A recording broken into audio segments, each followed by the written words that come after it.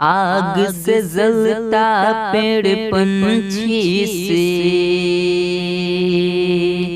आग से जलता पेड़ पंछी से, कहता यहाँ से दूर जा रे, उड़ जा रे, तेरे पंख हैं तुम, उड़ जा उड़ जा उड़ जा रे, तेरे पंख हैं तुम, उड़ जा उड़ जा उड़ जा रे, तेरे पंख हैं तुम, उड़ जा। नमस्कार दोस्तों, मैं अखिलेश कुमार अपनी YouTube चैनल भोजपुरी पढ़ाई में आपका तहे दिल से स्वागत करता हूं। तो आज के इस वीडियो में हम लोग बात करेंगे वाकाटक वंश के बारे में।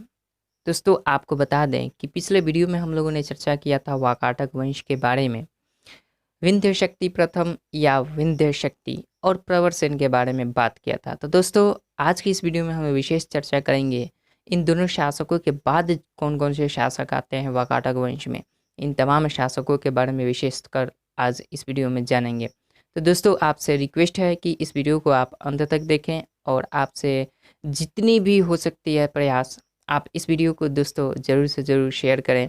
अगर किसी भी तरह से आप प्रभावित होते हैं तो अपने दोस्तों में तो ज़रूर शेयर कर दीजिएगा इस वीडियो को। चलिए दोस्तों, एक छोटी सी रिक्वेस्ट है कि अगर आपने मेरे चैनल को अभी तक सब्सक्राइब नहीं किया है तो दोस्तों सब्सक्राइब भी कर दीजिएगा। और तो चलिए दोस्तों, आज की इस वीडियो को हम शुरू करते हैं कहाँ से, जहाँ से पिछले वीडियो को ख़त्म किया था, जहाँ से पिछले वीडियो को छोड़ा था। तो दोस्तों, इन तमाम चीज़ों के बारे में हम लोग आज विशेष जानेंगे आगे वाकाटक वंश में, जो पिछले वीडियो में हम लोगों ने छोड़ा था।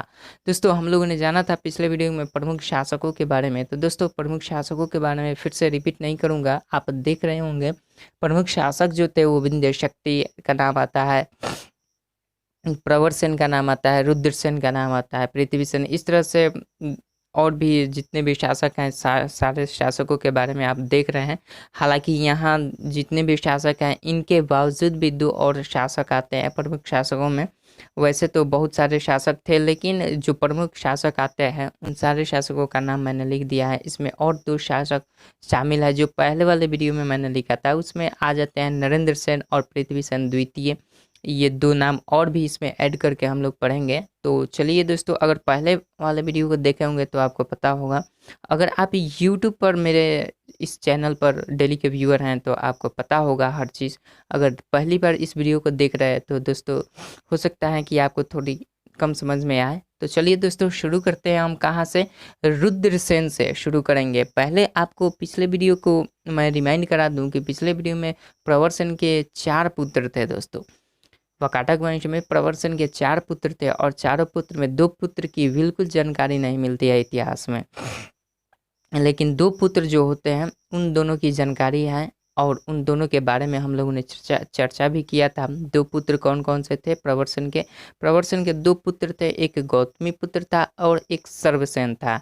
इन दोनों को 2 भागों में 2 हिस्सों को प्रवरसेन ने दे दिया था शासन करने के लिए। लेकिन गौतमी पुत्र जो था, इनका बड़ा पुत्र प्रवरसेन का बड़ा पुत्र था, वो इनके ही शासनकाल में मर जाता है, इनके ही प्रवरसेन के ही शासनकाल में मर जाता है। इस तरह से वो अपने क्षेत्र का देख रेख नहीं कर पाता है। तो इस स्थिति में प्रवरसेन क्या करता है कि इसकी जो शादी हुई रहती है और इस शादी के होने के बाद इनका एक पुत्र भी था, गौतमी पुत्र का एक पुत्र था जिसका नाम था रुद्रसेन प्रथम कह लीजिए या रुद्रसेन भी कह सकते हैं। और इसके साथ साथ रुद्रसेन द्वितीय का भी नाम आपको मिलेगा, इसलिए इसमें प्रथम और द्वितीय लगा सकते हैं। तो रुद्रसेन प्रथम का जन्म होता है गौतमी पुत्र से। तो हालांकि गौतमी पुत्र की मृत्यु हो जाती है। तो चलिए आज हम जानते हैं इस वीडियो में कि गौतमी पुत्र के बाद प्रवरसेन ने जो गौतमी पुत्र को दिया था क्षेत्र, कौन सा क्षेत्र दिया था शासन करने के लिए? इनको नागपुर नंदीवर्धन को दिया था। और सर्वसेन जो प्रवरसेन का उसका छोटा पुत्र था उसको दिया था किसको? वशीम शाखा को, जो महाराष्ट्र में आज भी पड़ता है। तो दोस्तों, ये महाराष्ट्र के क्षेत्रों में अलग अलग क्षेत्रों को दिया था इनको शासन करने के लिए, 2 भागों में बांट दिया था। तो गौतमीपुत्र तो मर जाता है, तो उसके बदले में इसने प्रवरसेन ने अपने पौत्र को उस स्थान पर नियुक्त कर देता है। और उस स्थान पर पौत्र को नियुक्त करने के बाद दोस्तों ये रुद्रसेन जो था ये शासन काल ये अपना शासन चलाता है किस पर, तो ये जो प्रधान शाखा था प्रवरसेन का जो प्रधान शाखा था जिसने गौतमीपुत्र को दिया था, वो शाखा था आपका नंदीवर्धन या नागपुर।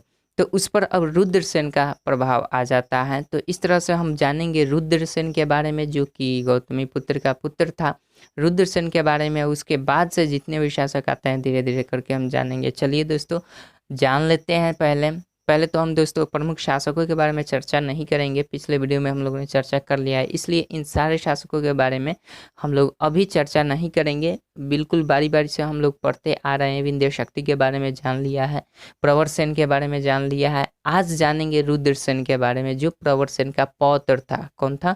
जो प्रवरसेन का पौत्र था। चलिए शुरू करते हैं। रुद्रसेन दोस्तों, रुद्रसेन की अगर देखें तो माता का नाम हो जाता है क्या? भारशिव। माता का नाम भारशिव अर्थात इसका, और पिता का नाम क्या होता है? गौतमीपुत्र।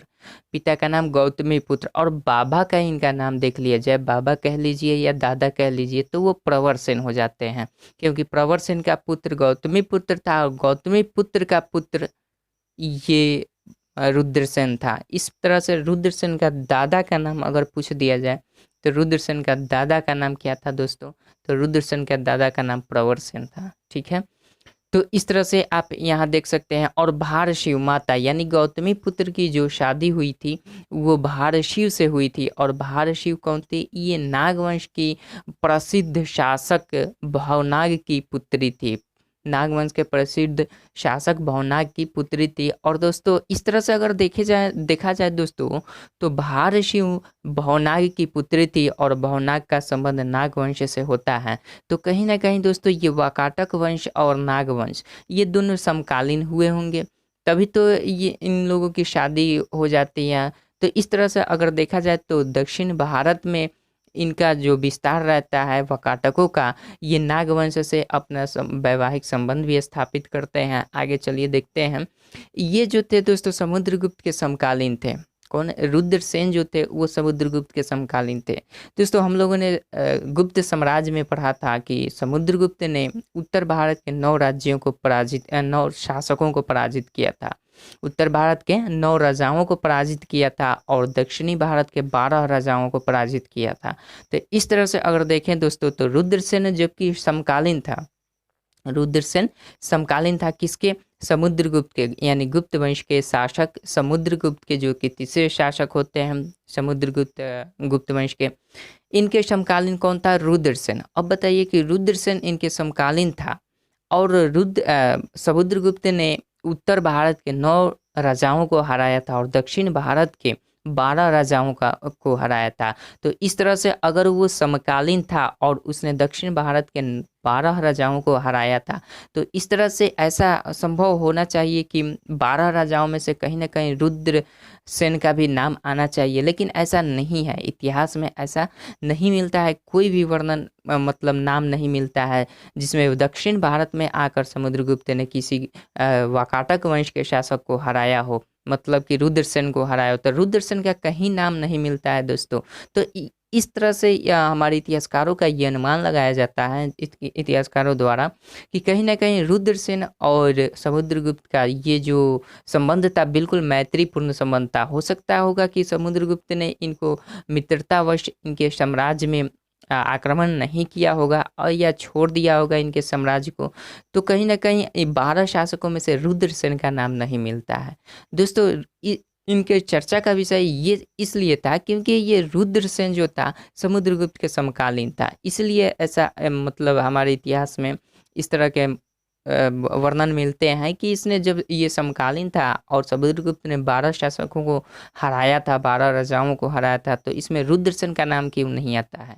तो कहीं ना कहीं दोस्तों अगर दक्षिण भारत में रुद्रसेन का शासन था और दक्षिण भारत में ही समुद्रगुप्त ने किसी को हराया, 12 शासकों को, 12 राजाओं को, तो फिर रुद्रसेन का नाम क्यों नहीं आता है?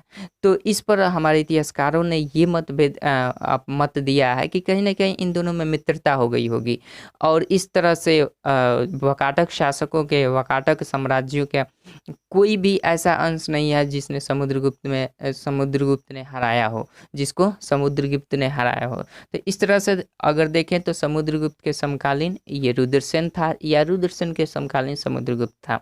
तो दोस्तों इस तरह से हम रुद्रसेन के बारे में इतनी सारी जानकारी आपको ध्यान में रखनी होगी। आगे बढ़ते हैं दोस्तों पृथ्वीसेन। रुद्रसेन के बाद शासनकाल आता है पृथ्वीसेन और पृथ्वीसेन का शासनकाल 360 ईस्वी से लेकर 385 ईस्वी तक होता है। कितना? 360 ईस्वी से लेकर 385 ईस्वी तक। और रुद्रसेन जो था वो 335 ईस्वी से लेकर 360 ईस्वी तक शासन करता है। अब बात आती है पृथ्वीसेन की। पृथ्वीसेन के बारे में अगर हम देखें तो दोस्तों पृथ्वीसेन ने क्या किया था कि पृथ्वीसेन जब शासन अपना संभाल रहा था तो उस वक्त दोस्तों प्रवरसेन ने जो दिया था शासक 2 क्षेत्र दिया था। तो एक तो अपने बड़े पुत्र गौतमी पुत्र को दिया था और दूसरा क्षेत्र वशिम शाखा को सर्वसेन को दिया था। तो दोस्तों ये जो सर्वसेन शाखा थी, सर्वसेन शाखा जो था सर्वसेन जो था वो वशिम शाखा का नेतृत्व कर रहा था। और इधर से तो उस वक्त जब पृथ्वीसेन का वाकाटक वंशों में पृथ्वीसेन का भारत पर शासन होता है, दक्षिणी भारत पर यानी महाराष्ट्र के वशिम शाखा पर, तो उस वक्त वशिम शाखा का जो शासक होता है वो विंध्यशक्ति द्वितीय रहता है। कब? जब पृथ्वीसेन का शासन होता है वाकाटक वंशों पर, तो उस वक्त वशिम शाखा का जो शासक बनता है वो विंध्यशक्ति द्वितीय का नाम आता है। किसका? विंध्यशक्ति द्वितीय का नाम आता है। और उस वक्त विंध्यशक्ति द्वितीय क्या करता है कि पृथ्वीसेन के उपस्थिति में, पृथ्वीसेन के शासन काल में ये पृथ्वीसेन से मदद मांगता है और पृथ्वीसेन प्रथम कह लीजिए या पृथ्वीसेन कह सकते हैं। तो पृथ्वीसेन प्रथम या पृथ्वीसेन से ये मदद मांगता है और मदद मांगने के फलस्वरूप इनके सहयोग से ये कुंतल पर आक्रमण कर देता है। कहाँ पे?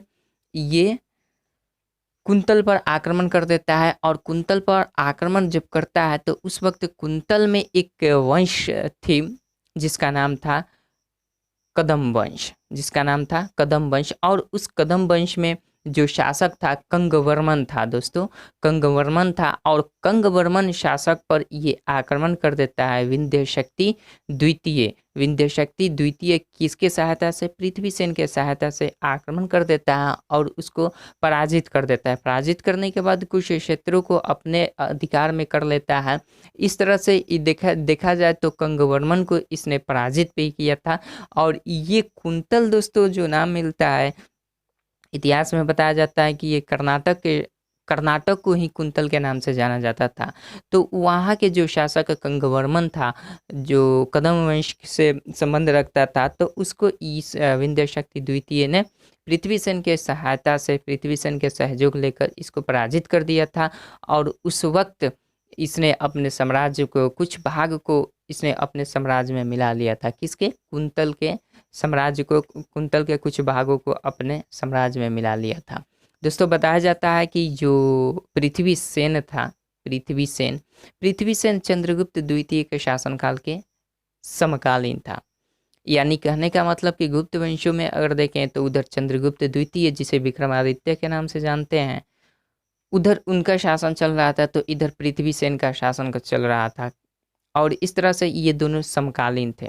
ठीक है दोस्तों, उधर रुद्रसेन किसके समकालीन था? रुद्रसेन वाकाटक वंश में रुद्रसेन समुद्रगुप्त के समकालीन था। तो चंद्रगुप्त द्वितीय या पृथ्वीसेन प्रथम कह लीजिए, ये किसके समकालीन था? ये समकालीन था हमारे चंद्रगुप्त द्वितीय के शासन के समय के मतलब शासक था। तो इस तरह से इन दोनों का संबंध इस तरह से होता है। और दोस्तों चंद्रगुप्त द्वितीय का हम लोगों ने जाना था, चंद्रगुप्त द्वितीय ने गुप्त वंश में हम लोगों ने दोस्तों जाना था कि चंद्रगुप्त द्वितीय ने वैवाहिक संबंध भी स्थापित किए थे अपने शासनकाल में। और वैवाहिक संबंध में किस तरह से वैवाहिक संबंध स्थापित किए थे? तो चंद्रगुप्त द्वितीय जो कि विक्रमादित्य के नाम से भी जाने जाते थे, तो दोस्तों चंद्रगुप्त द्वितीय तो ये तो गुप्त वंश से संबंध रखते थे और इसने वैवाहिक संबंध वाकाटक वंश में भी स्थापित किया था और नागवंश में भी स्थापित किया था। तो दोस्तों नागवंश में किस तरह से स्थापित किया था, हालांकि चंद्रगुप्त द्वितीय के बारे में अगर बात करें दोस्तों, तो चंद्रगुप्त द्वितीय शादी की थी किससे, पहली शादी किससे की थी, अपनी भाभी से की थी, अपनी भाभी से। रामगुप्त की पत्नी को आ, अपना पत्नी बनाया था, कब, अपनी भाई को मार कर ही, अपने भाई रामगुप्त को मारकर चंद्रगुप्त द्वितीय ने अपनी भाई की पत्नी से शादी कर ली थी, पहली शादी। दूसरी शादी इसने नागवंश के शासक, नागवंश में जाकर ये अपना शादी की थी। और नागवंश में कौन सी राजकुमारी थी जिससे ये शादी किया था, तो नागवंश की एक राजकुमारी थी, नाम क्या था, कुबेर नागा नाम था दोस्तों, कुबेर नागा। और कुबेर नागा के साथ इसने शादी की थी। तो इस तरह से वैवाहिक संबंध इसने नागवंश में भी स्थापित कर ली थी। और कुबेर नागा से इसे एक पुत्री की जन्म होती है, और पुत्री की, कुबेर नागा से इनकी एक पुत्री होती है जिसका नाम रहता है क्या, प्रभावती सेन, सॉरी प्रभावती गुप्त। और प्रभावती गुप्त का ये शादी कर देता है वाकाटक वंश में, किसमें, वाकाटक वंश में। और वाकाटक वंश में किसमें करता है, तो वाकाटक वंश में इसी में करता है।